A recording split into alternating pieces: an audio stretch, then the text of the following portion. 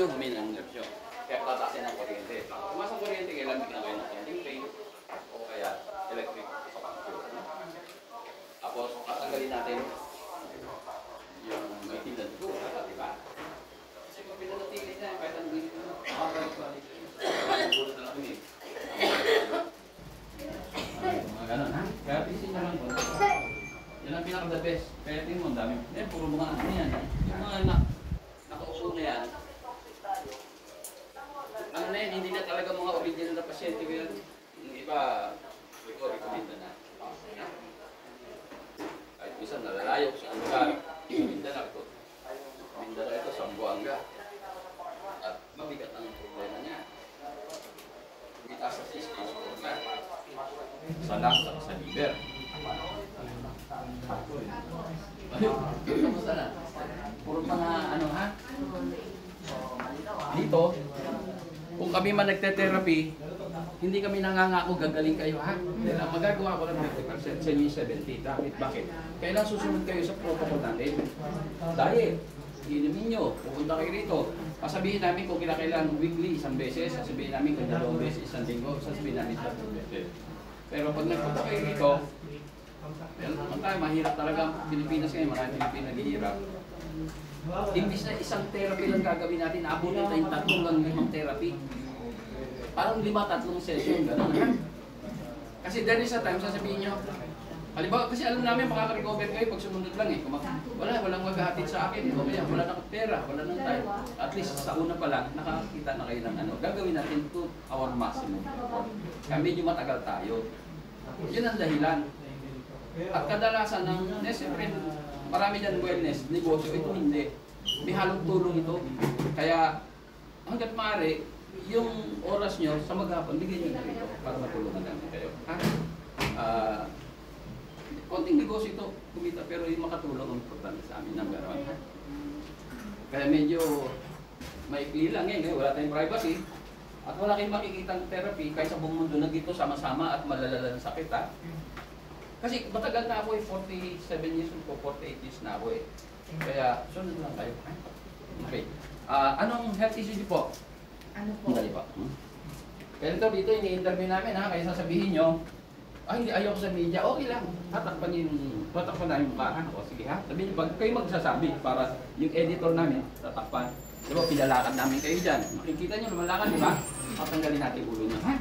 Sige. Huwag naman yung walang ulo. Wala ba? Gusto nyo, o sige. O sige, may ulo, may ulo. O sige, anong health issue nyo? Ano po, high blood, at saka lumbar, Spondylosis. Spondylosis. Sige, ano pa? At saka yung nangingimay yung Oo, nagkakaroon ako ng ano, ha?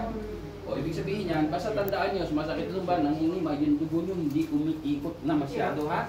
O, ibig sabihin yan, may problema na tayo ron. Okay. Ngayon kami, pag yan ang sinabi nyo, lumbar, nangingimay, high blood, hindi kami dyan nakapokus. Baka mamaya, mayroong nadadami sa organ. Kaya, unang check. gallstone. Oh, gallstone, di ba? Anyway, pag kayo papa-opera, Hindi mo talaga. pinagpunta rito, may nag-recommenda sa kanya, galing Hungary pa. Pumunta ka na rin. O, yun, awa ng Diyos. Nakita niyo ba yun? O, ito, tingnan niyo. Basta huwag kayo patutulungan namin kayo, ha? Ang kasama ko may emphysema. Ganun ba? Dati na pala. Ina-emphysema? Oo nga pala, oo. Ano, Tuesday. O ano, kamusta na? Pangilang session niya? Padalawa pa lang. Padalawa? Ay ano, nakatulong ba yung ano sa kanya? Nakatulong mo, nakatulong. Oo, kasi Hindi na siya masyadong ganun ka-grabe yung Oo. Tsaka medyo na-lessen na rin yung Hindi ano sa kanya, Sister Ordo, na struggling pa siya ha, pero awa ng Diyos, yung misis niya nagsabi ha. Fight lang, fight ha. Ha? Oo, ganun talaga eh. Yung okay ko, yung okay. May masakit? Wala. Ito. Ayan. Ito. Oo, Ito. hindi pa naman. Bulsa na to eh. Mukhang hindi masakit ang bulsa. Okay. Masakit na nga. Okay. Hindi wala. Taga saan ba kayo? Kalamba. Yung kami na lang kayo sasakyan? Oo. Okay, very good. O sige ha. Kumbaga sa ano, pinaunan niyo muna siya, ha? Oo, siya muna. Eh, nung tinignan niyo ako, Oo. inano niyo yung dugo ko. Mas pangit yung dugo ko kaysa sa kanya. Kaya nagpa-check na rin Buti ako. yun, buti. Kailangan ma-alerto tayo, ha? Tandaan nyo, ang sakit nagsisimula sa masamang dugo, ha? Pag masama yung dugo, tatamaan yung buong organ nyo. Unang bibigay, minsan kidney, tapos atay. Pero, yung ibang organ nyo may tama na, pero hindi pa bumibigay. Kaya pag uminom kayo, ito. Ito para sa buong katawan nito. Ha? Para sa buong katawan, hindi yung tinamaan ng kidney, iinom ka ng para sa pancreas o sa kidney o kung saan, ha? Ito lahat na ito, ha? Masusunod na kayo sa diet. Mukhang nakaigi yan sa kanya. Ito nakaigi? Oo, kasi yan lang naman ang nadagdag na iniinom niya eh. Dahil Oo. lahat ng gamot sa doktor, wala namang naging epekto sa kanya eh. Ganun ba? Oo. Tsaka Nung yung uminom siya, nag-lesen talaga yun. Oo, tsaka may sinabi ko sa kanyang gagawin niya na malaking tulong. Ewan ko kung kaya niya. Ay, yung ano yung drip. Yung magkapat, yung mga kasalanan niya na doon. Baka may mga kasalanan pang hindi. Anyway, hindi wala.